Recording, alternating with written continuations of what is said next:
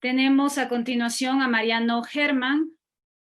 Él es director del Centro de Estudios Legislativos y de la carrera de posgrado de especialización en políticas públicas, UCALP, prosecretario del Senado y miembro del Consejo Asesor del Círculo de Legisladores de la Nación Argentina, quien presentará la ponencia Poder Legislativo, Mecanismos de Control, Transparencia y Conflictos de Interés. Le damos la más cordial bienvenida a Mariano Germán. Buenas tardes. ¿Me escuchan bien? Sí, estimado Mariano. Bueno, en primer lugar quiero agradecer al presidente de la Asamblea Nacional de Ecuador, el ingeniero César Lizardo Caicedo, por la amabilidad de habernos invitado a participar, y muy particularmente también a la licenciada, la doctora Livia Rivas, para nosotros una prestigiosa experta en temas parlamentarios, a quien también hemos conocido en numerosos encuentros parlamentarios en diferentes lugares del mundo. Y que nos ha honrado también con su visita al Congreso argentino.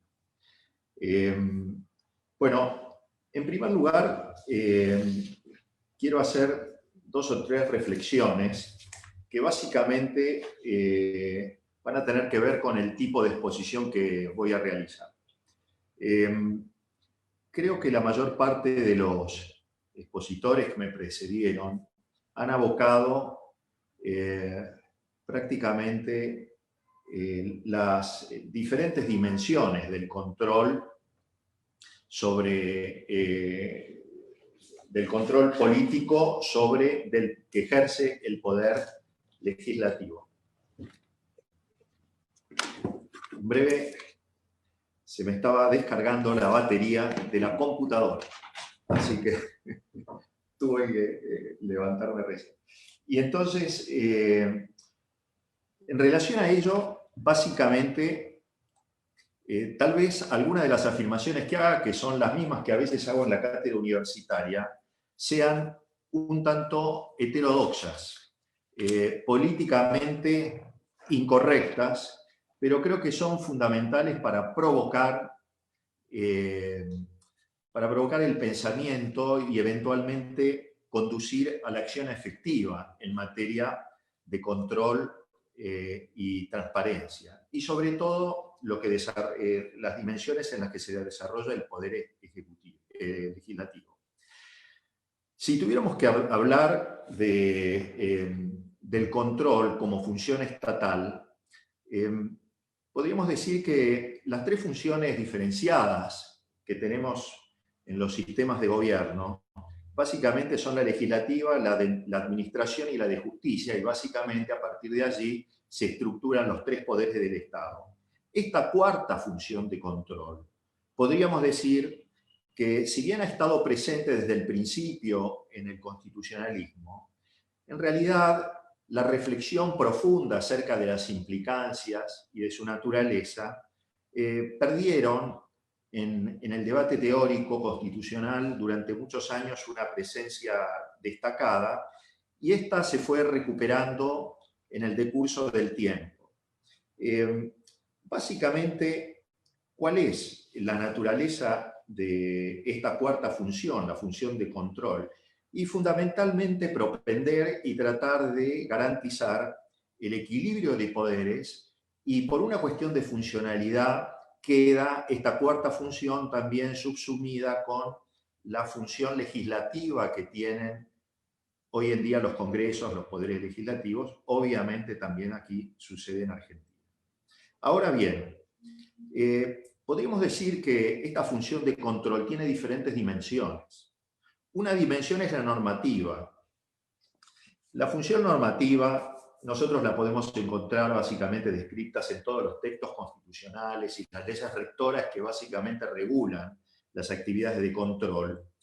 Pero podríamos decir que básicamente se caracteriza hacer la revisión exclusivamente desde esa dimensión a una mera descripción.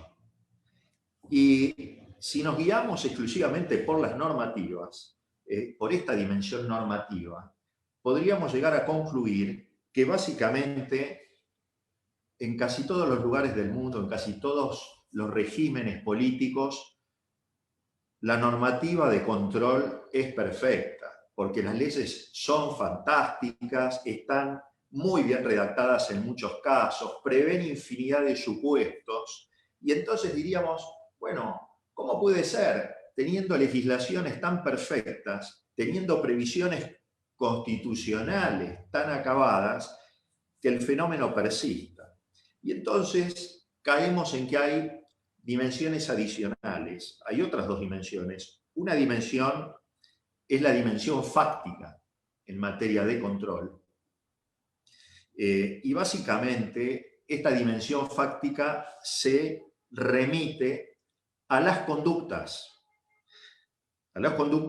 de los funcionarios públicos y a las conductas de también la ciudadanía, los dos aspectos.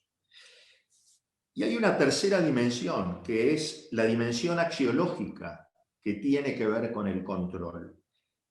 Y la dimensión axiológica, ¿a dónde nos remite? Nos remite a los valores sociales y a los valores políticos que imperan en cada una de las sociedades. Y entonces esto nos lleva a tener que hacer un análisis conjunto de estas tres dimensiones, porque si nosotros básicamente nos agotamos exclusivamente en solo alguna de ellas, y convengamos que desde el Poder Legislativo a veces tenemos propensión a hacer mención prácticamente a la dimensión normativa, nos vamos a equivocar. ¿Por qué?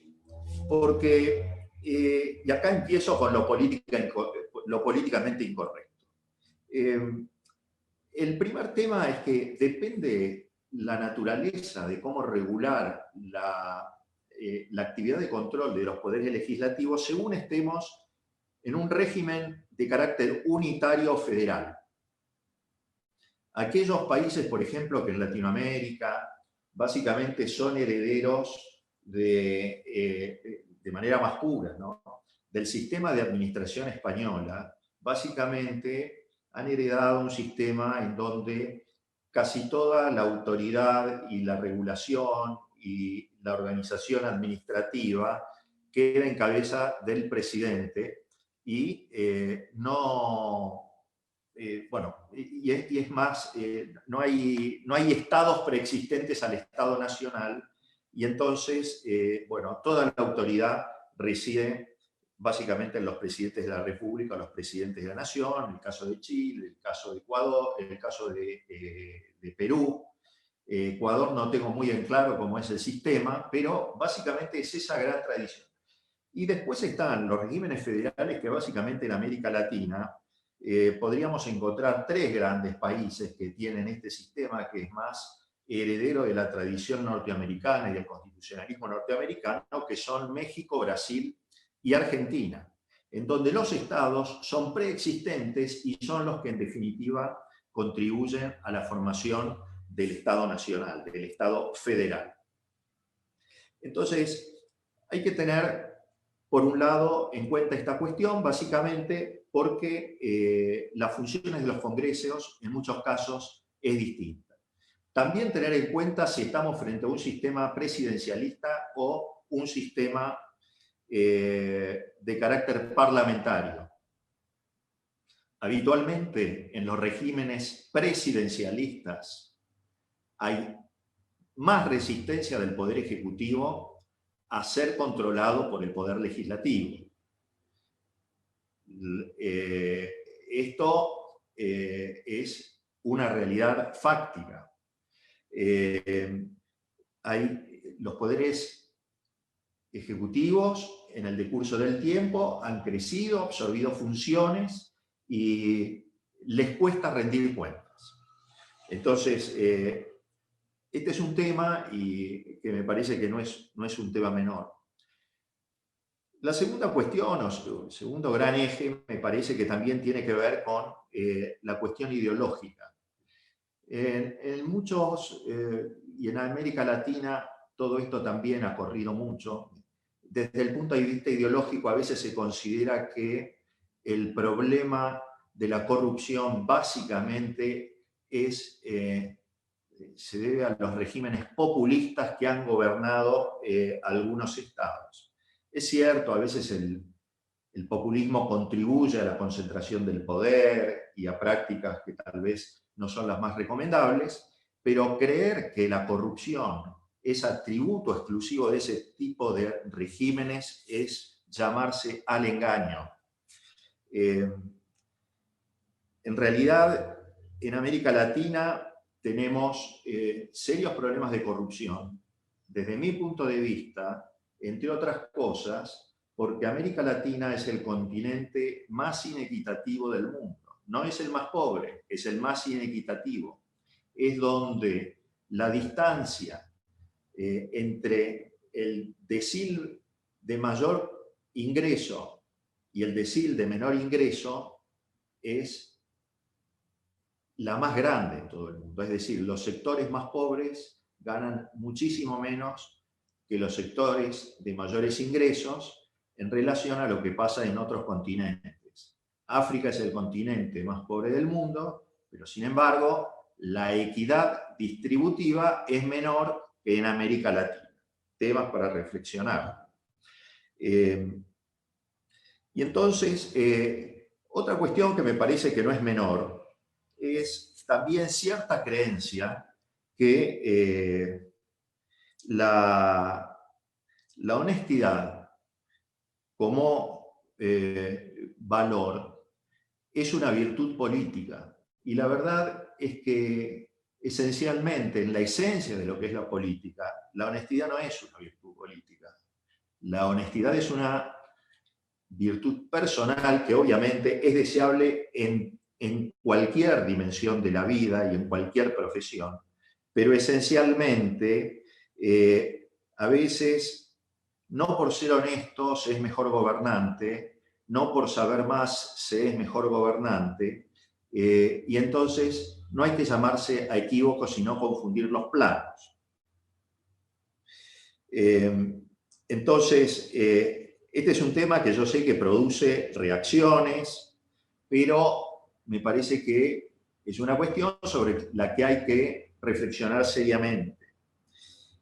Y otra cuestión también que no es menor es en relación a la corrupción, es que probablemente la corrupción acompañe a la política y a la condición humana hasta el fin de los tiempos. Va a estar presente siempre. Es decir, el problema de la corrupción es una cuestión de magnitud. Es una cuestión de cómo la abordamos para que no, de alguna manera, deslegitime el sistema político en el que estamos viviendo. Y bueno, este tipo de reflexiones, básicamente, ¿a qué apunta? Apunta básicamente a que enfrentar la corrupción, trabajar en las actividades de control político y tratar de buscar mayor transparencia, básicamente debe ser un esfuerzo sistémico. Es decir, es un esfuerzo que permanentemente debe acompañar el trabajo político y que tiene una dimensión sumamente importante dentro del trabajo del poder legislativo. Los poderes legislativos, desde mi punto de vista, lo que tienen que tener es un trabajo meticuloso, constante en esta materia y tratar de alejarse de las denuncias que básicamente son meramente explosivas, mediáticas. ¿Por qué? Porque en el mediano plazo, en el largo plazo, lo que importa para mejorar la calidad institucional son estos esfuerzos sistémicos que son esenciales, son fundamentales para que se progrese en la materia. Quiero dar algún ejemplo porque en muchas ocasiones a veces se hace una suerte de autoflagelación en esta materia. Yo creo que en Latinoamérica en general, casi todos los gobiernos de la región tienen problemas de transparencia, es natural que lo tengan, tienen problemas de corrupción, por supuesto que hay problemas de corrupción. En medio de la pandemia ha habido inconvenientes y problemas, por supuesto que los ha habido, con las compras de los alimentos, de los insumos necesarios. Ahora, ¿qué me parece importante? Lo que me parece importante básicamente es hacer hincapié en algunas herramientas que personalmente estimo son sumamente eficaces para tratar de prevenir este tipo de males que tiene nuestro sistema democrático. Y además tratar de reflexionar acerca de estas soluciones que son de tipo sistémico y que en el tiempo de alguna manera van mejorando la calidad institucional. En Argentina ya hace varios años se votó la ley 24.156, que es la ley de administración financiera. Esta ley se votó por un acuerdo prácticamente de todos los sectores políticos y básicamente constituyó un salto cualitativo en materia de transparencia, de disponibilidad de información, de acceso a la información, porque básicamente estableció todo el sistema de administración presupuestaria, es decir, toda la dinámica que deben recorrer básicamente el presupuesto nacional. Pero creó 4 sistemas. El sistema de presupuesto, el sistema de presupuesto público, una oficina que funciona desde entonces en el ámbito del Ministerio de Economía, que básicamente de manera constante releva, formula y hace la propuesta dentro del Poder Ejecutivo del presupuesto general de la Nación que tiene que ser aprobado por el Congreso. El segundo sistema es el sistema de crédito público. El sistema de crédito público, básicamente, en lo que repara, es en el seguimiento constante de los niveles de deuda pública que tiene el gobierno argentino. Muy importante tener relevado todo esto y tenerlo perfectamente para saber, porque en alguna ocasión ocurrió, hace ya muchos años, que cuando hubo necesidad de renegociar la deuda, por ejemplo, en ocasión de lo que aquí se denominó el Plan Brady, en el contexto del Plan Brady, aparecían bonos que habían sido emitidos por gobiernos y esencialmente en el Ministerio de Economía no tenían un registro. Algunos estaban registrados en el Banco Central, otros en el Banco de la Nación, otros en el Ministerio de Economía. Bueno, hay un sistema de crédito público que básicamente releva constantemente el endeudamiento del Estado Nacional. El tercer sistema es el sistema de tesorería, que básicamente de manera constante también trabaja sobre los recursos. Es decir, lo que ingresa, cómo ingresa, de dónde ingresa y también cómo se gasta y qué se gasta y en función de qué decisiones. El cuarto sistema es el sistema de contabilidad pública. Básicamente, un sistema centralizado también, abierto, en el que van registrándose todas estas operaciones que anteriormente he descrito.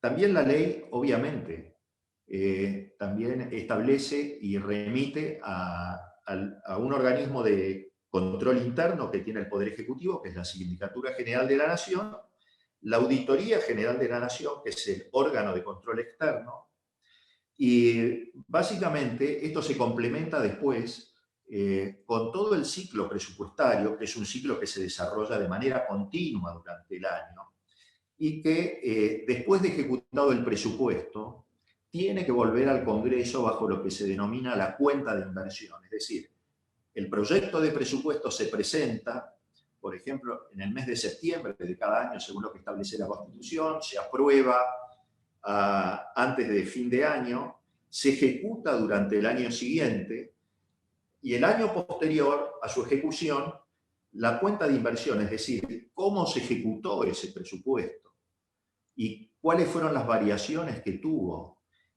Bueno, esa cuenta de inversión se vuelve a remitir al Congreso Nacional, tiene un dictamen de la Auditoría General de la Nación, requiere otro dictamen de la Comisión Mixta Revisora de Cuentas, que está formada por diputados y senadores, y debe ser a su vez después aprobado por los plenarios de ambas cámaras del Congreso.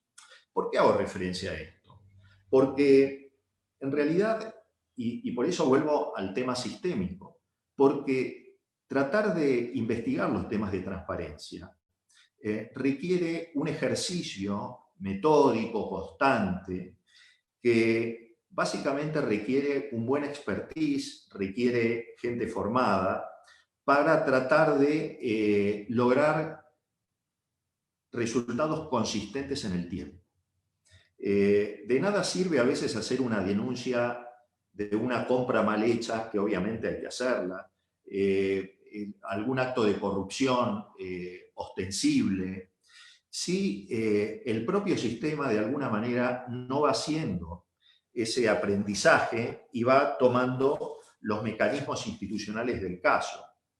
Yo quiero hacer también alguna referencia, ¿no? En Estados Unidos, en relación a las crisis que tuvo que soportar en función de los huracanes, bueno, la propia FEMA, que es la agencia que sale en asistencia de los estados, tuvo en los últimos tiempos algunas denuncias, pero básicamente lo que contribuyó a mejorar la performance en este sentido fue las recomendaciones que otra oficina del propio gobierno de los Estados Unidos realizó para mejorar el sistema de compras y adquisiciones. Y lo marco porque, en realidad, por ejemplo, aquí en Argentina en este momento tenemos, de la misma forma que nuestro colega portugués describió algunos pedidos de investigaciones y de informes por compras tal vez no hechas o sospechas de algún hecho de corrupción en materia de compras de urgencia. Aquí en Argentina ha pasado en varios niveles del Estado, en el caso del gobierno nacional por la compra de alimentos, en el caso del gobierno de la Ciudad de Buenos Aires por la compra de barbijos. Bueno, este tipo de denuncias, que obviamente hay que hacerlas, tiene que intervenir la justicia, hay que encontrar a los responsables, pero de poco valen si institucionalmente no hay un aprendizaje y no se mejoran los mecanismos de contratación y de compras dentro de las diferentes jurisdicciones del Estado. Entonces, allí es a donde me parece que básicamente tienen que estar dirigidos los esfuerzos. Por eso, yo creo que las entidades no gubernamentales que muchas veces se involucran en este tipo de cosas, está muy bien que lo hagan, pero la mejor contribución sería básicamente tratar de contribuir a cuáles podrían ser los parámetros de las mejoras sistémicas, cuáles son las recomendaciones que en el mediano y largo plazo van a ayudar a mejorar la calidad institucional. Después, bueno, podríamos hablar de infinidad de aspectos que están vinculados a esta cuestión, pero básicamente quise poner este ejemplo de nuestra ley de administración financiera. Pero también quiero hacer mención a otra dimensión de control que tiene el Poder Legislativo y que notablemente, por ejemplo, en los países federales, como es el caso de Argentina, como puede ser el caso de Brasil, como es el caso de México, tienen diferentes formas de funcionamiento, por ejemplo, en el Congreso de los Estados Unidos y en nuestros congresos. La doctrina sostiene, y es una realidad, que el diseño constitucional argentino básicamente tiene como fuente inspiradora el diseño constitucional norteamericano. Pero, sin embargo, nosotros vemos que hay determinadas instituciones que tienen mucho más poder en los Estados Unidos, por ejemplo, que en el sistema institucional argentino. Y entonces uno dice, ¿por qué si los sistemas esencialmente desde el punto de vista, lo que comenté antes, desde la dimensión normativa, están recogidos de manera muy similar en las dos constituciones, por qué en lo fáctico, es decir, en la dimensión del comportamiento, se funciona de manera distinta? Y básicamente todo esto también está vinculado con la forma en que posteriormente en la práctica parlamentaria muchas de estos procedimientos están regulados. Y me refiero básicamente sobre todo a una dimensión que en el Senado de los Estados Unidos marca una diferencia cualitativa respecto del poder que tiene el Congreso de los Estados Unidos en materia de control sobre el Ejecutivo. Todos saben que normalmente los acuerdos para designación, por ejemplo, de jueces federales, de embajadores, de oficiales superiores de las Fuerzas Armadas, en el caso de nuestro régimen de gobierno, tienen que ser aprobados por mayoría del Senado de la Nación. Necesitan las propuestas de ascenso de esos oficiales públicos en las Fuerzas Armadas y en el poder y en el servicio exterior de la Nación, necesitan el acuerdo del Senado de la Nación. No pueden ser designados de manera directa por el presidente. Ahora, y en el caso de los jueces lo mismo. Ahora, ¿qué pasa en Estados Unidos? En Estados Unidos, no solamente son esos cargos los que requieren el acuerdo, sino también todos los cargos de confianza que designa el presidente de los Estados Unidos en su gabinete, es decir, los ministros.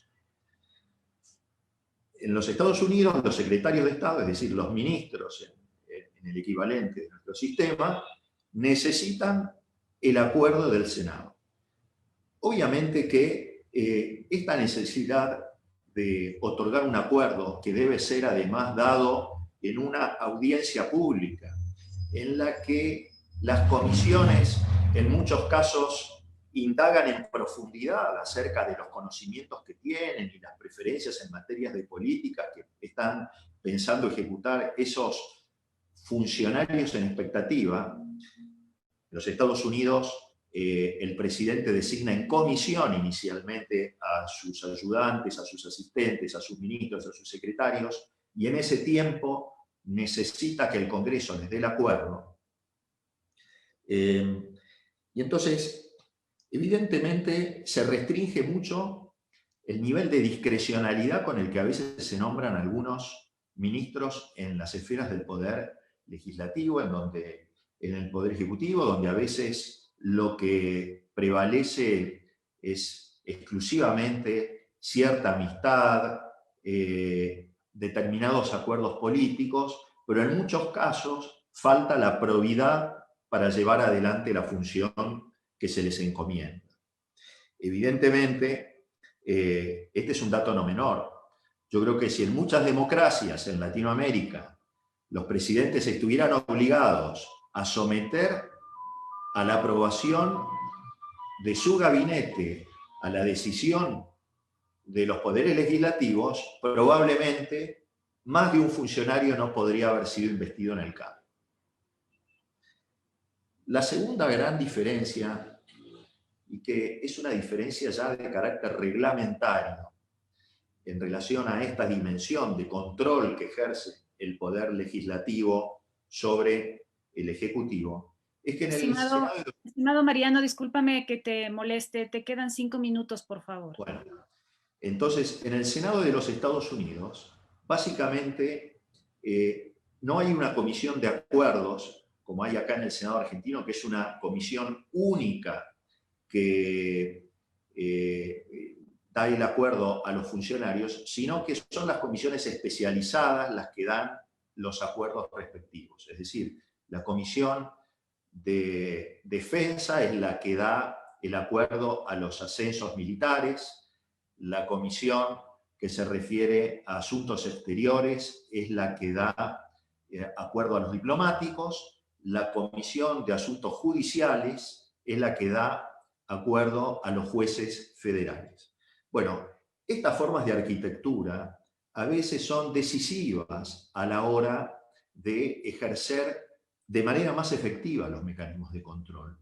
Por tanto, yo creo que es un esfuerzo que hay que hacer en reflexionar acerca de, en la práctica, en la conducta habitual, cómo funcionan los organismos y los mecanismos que ya están previstos por las constituciones y por las normas. Creo que no es tanto el esfuerzo que hay que poner en diseñar nuevas normas, sino en hacer que las normas que están dictadas verdaderamente se cumplan.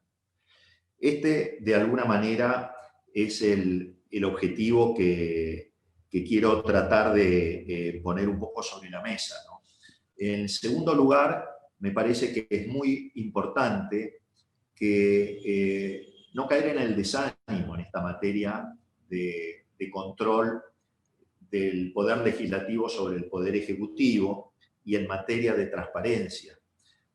Me parece que es un trabajo constante que hay que llevar adelante y en el que no hay que perder de alguna manera el aliento. Yo llevo más de 30 años en el Poder Legislativo argentino, prácticamente he pasado por todos los cargos, por todas las funciones, he estado en asambleas constituyentes, en el Senado, en la Cámara de Diputados, en la legislatura de la Ciudad Autónoma de Buenos Aires.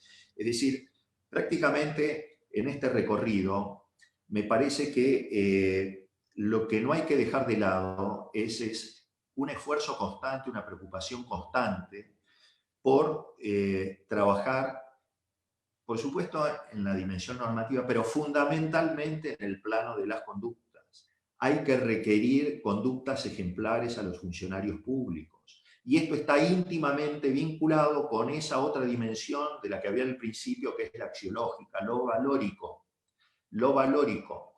Hay que exigir, mediante los sistemas de control, que los funcionarios, quienes acceden al ámbito de lo público, tengan conductas superiores al estándar normal.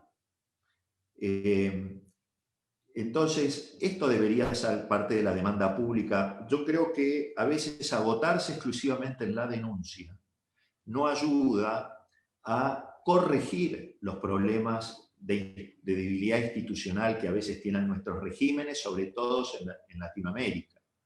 Y creo que en ese sentido hay que mirar hacia quienes tienen institucionalidad más fuerte. Desde ese punto de vista, yo recomiendo siempre que un buen ejemplo en materia de fortaleza institucional es el sistema chileno. Básicamente por la calidad dirigencial que tienen. Uruguay también tiene un sistema de institucionalidad sumamente prestigiado. Y entonces, estos me parece que son los ejemplos que hay que tomar.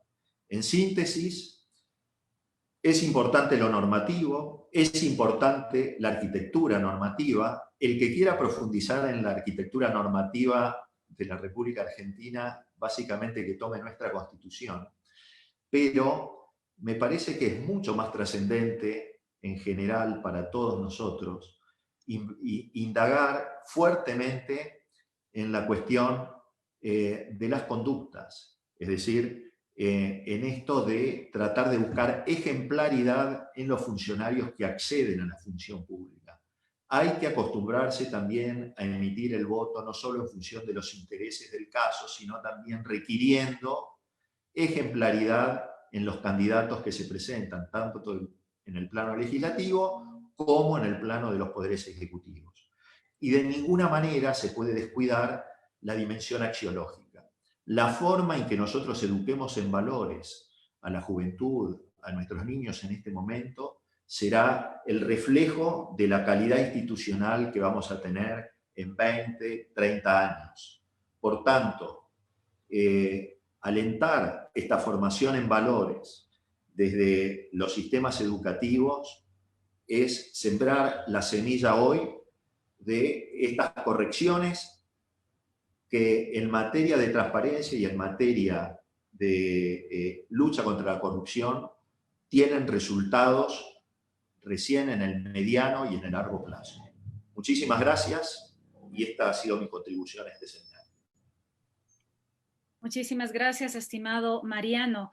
Me permito realizarte a continuación 2 preguntas. La primera, de Darío Correa. Debido a su experiencia, ¿cree usted que a través del poder legislativo, al que le corresponde la fiscalización, se puede encontrar una estructura de control contra la corrupción sin que ésta sea entorpecida por cualquier función de algún funcionario o organismo gubernamental, ya que en la mayoría de los países latinoamericanos, excepto Paraguay, estos controles se quedan empantanados y luego se quedan en el olvido? Gracias. ¿Qué pregunta? Bueno, no es para desanimar a nadie, pero siempre cuando uno investiga temas de corrupción, siempre va a tener interferencias. Es decir, creer que va a haber un sistema que de manera ágil y dinámica y de manera constante y casi con piloto automático va a avanzar en la investigación de la corrupción es una ilusión. Siempre va a haber interferencias y por eso hace falta también un temple particular de quienes llevan adelante esto. Creo que los poderes legislativos en general tienen los mecanismos disponibles. Cualquier poder legislativo puede tener mecanismos permanentes, como los derivados, por ejemplo, de lo que comenté en Argentina, la ley de administración financiera, pero claro, para ser eficaz en el control en la ley de administración financiera hay que estudiar a fondo todos los mecanismos contables, la forma en que se han llevado adelante las compras, cómo se ha imputado el gasto, cuáles son las normas de contratación que tiene el Estado, y este es un esfuerzo ingente. De manera sistemática se pueden hacer recomendaciones y en general la Auditoría General de la Nación todos los años hace recomendaciones en Argentina al Poder Ejecutivo para que mejore los sistemas de contratación pública. Ahora, ¿estamos en un escenario ideal? De ninguna manera. ¿Habrá corrupción? ¿Hay corrupción? Claro que la hay. Es un esfuerzo permanente y constante. Entonces, yo creo que otra dimensión a la que no hice referencia, tenía pensado también decir algo en materia de transparencia, tiene que ver con el financiamiento de las campañas políticas y de la política. En el Congreso de Estados Unidos, los legisladores tienen que declarar quiénes son los contribuyentes que aportan a sus campañas. Y pueden recibir contribuciones, pero tienen que decir quiénes son. Porque el ciudadano tiene el derecho a saber delante de quién está sentado.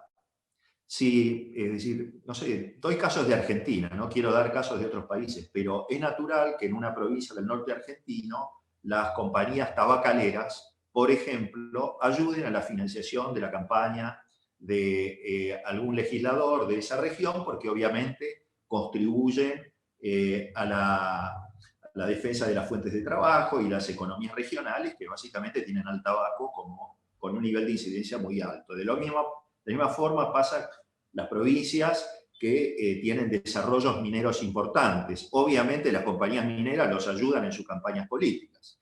Y lo mismo pasa con quienes vienen de lo que es la pampa húmeda. Las empresas agropecuarias los ayudan en sus campañas políticas.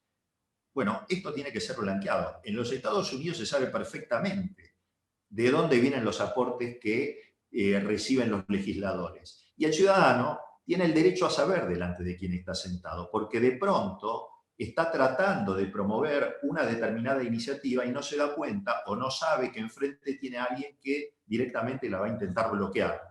Entonces, esto es muy importante, no tanto por saber quién financia o no financia, que es un dato no menor, sino básicamente porque la ventaja que tiene el sistema democrático es que muchas veces cuando estas cosas de transparencia se transparentan, el propio sistema produce sus propios contrapesos. Y esto es lo que hay que tratar de alentar.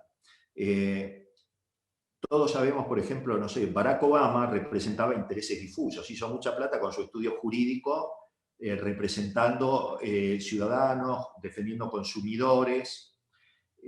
Bueno, todo el mundo sabe también que en la familia Bush y los dos presidentes Bush estaban vinculados a la industria del petróleo. Bueno, estas son las cosas que a veces en materia de calidad institucional en Latinoamérica no están del todo transparentes. Uno se sienta frente a determinados legisladores y dice, pero ¿vos qué representás? Es decir, ¿a quién defendés? Bueno, yo he trabajado durante muchos años con legisladores también del norte argentino, y bueno, obviamente la industria de la caña de azúcar era fundamental en el desarrollo de algunos estados, y obviamente se recibían esas contribuciones. Bueno, estas cosas tienen que estar blanco sobre negro, la transparencia tiene que ver con esto. Ahora, sabido esto, desde los poderes legislativos, el trabajo debe ser un trabajo constante. Tener mecanismos de supervisión automática entra en el marco casi de la utopía. Hay que tener carácter, hay que tener constancia. A mí personalmente me tocó, por ejemplo, llevar adelante 2 comisiones investigadoras donde se investigó en Argentina nada menos que a la empresa IBM, una multinacional por todos conocida. Bueno, el resultado de esa investigación fue que IBM perdió todo el mercado del sector público en Argentina. Desde ese entonces nunca más lo volvió a recuperar y hasta ese momento prácticamente tenía el 95% del mercado. Entonces, acá se trata de tener carácter, tener decisión, tener constancia, y las cosas se hacen con esfuerzo. Nada es gratis, nada es fácil en esta materia. Estimado Mariano, muchas gracias. Segunda pregunta. ¿Existe un código de ética de la legislatura argentina? No, en el Congreso argentino no existe un código de ética para los legisladores. Yo sí he tenido noticias, por ejemplo, que en el Perú hay un código de ética, y esto me da pie a otra cuestión. Yo creo que personalmente no sé si estoy a favor, en principio creería que no estoy a favor de la sanción de códigos de ética específicos para los legisladores. Yo creo que los legisladores tienen que cumplir determinadas funciones que básicamente, es decir, la condición ética de las personas son una condición natural.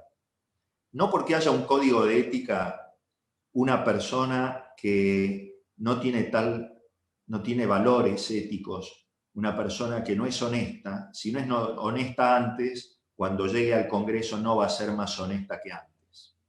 Entonces, que haya un código de ética no le suma ni le resta, porque lo va a tratar de la misma forma que antes engañó a la ley, de la misma forma va a tratar de transgredir el código de ética. Primer tema. Segundo tema.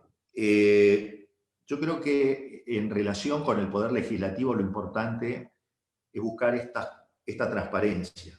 Es decir, a mí me parece que es muy importante que en materia de conflictos de intereses, los legisladores declaren lo que hacen, declaren los ingresos que perciben y declaren las audiencias y a las personas a las que reciben.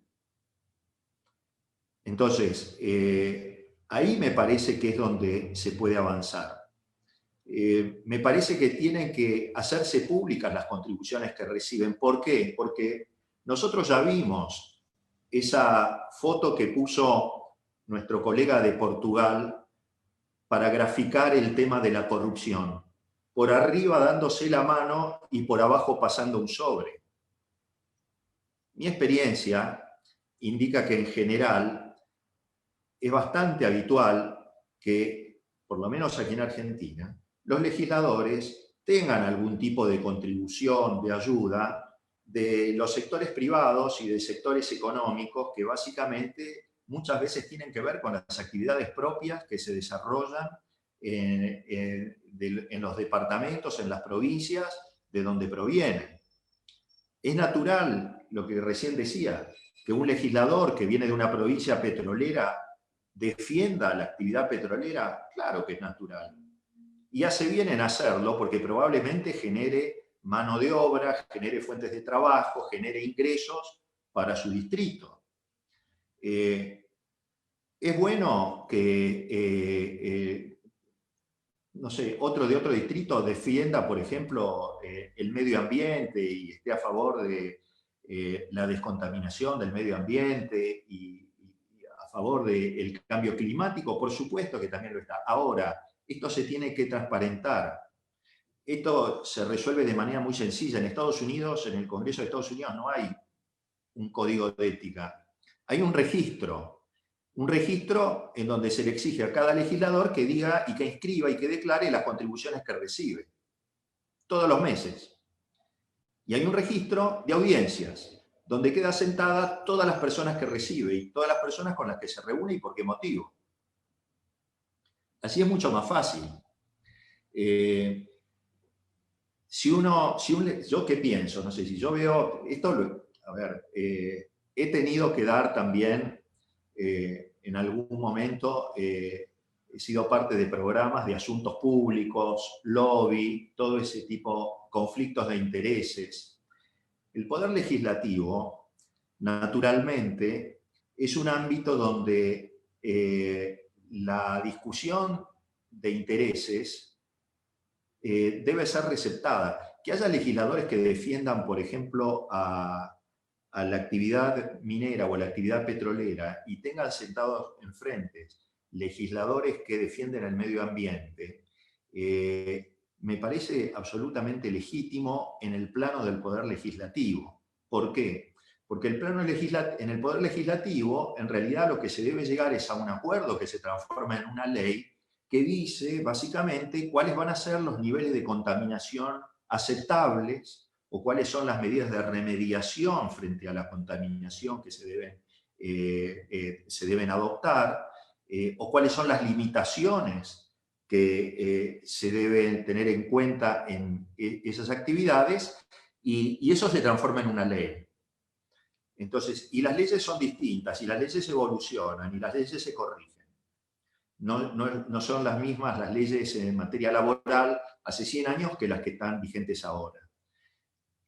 Entonces, esa discusión es sana en el Poder Legislativo. Lo que pasa es que debe ser transparente. Entonces, a mí me parece que, más que pensar en código de ética, que es seguir trabajando en la dimensión que ya nombré, normativa, redactemos códigos, leyes, donde se establecen sanciones y se establecen parámetros que después no se cumplen, me parece que hay que trabajar sobre las conductas. Y las conductas se regulan de esta manera. En los poderes legislativos lo que hay que hacer básicamente es decir, bueno, señor, usted recibe contribuciones, va a poder recibir contribuciones hasta tanto. En Estados Unidos hay un techo. Todos los años pueden recibir tal nivel y tiene que decir en qué las gasta y en qué las aplica esas contribuciones. Y además tiene que tener una agenda que tiene que ser pública de a qué personas recibe y en función de qué intereses. ¿En función de qué? ¿Para qué? Para que el ciudadano sepa cuáles son los intereses que cada uno de los legisladores representa.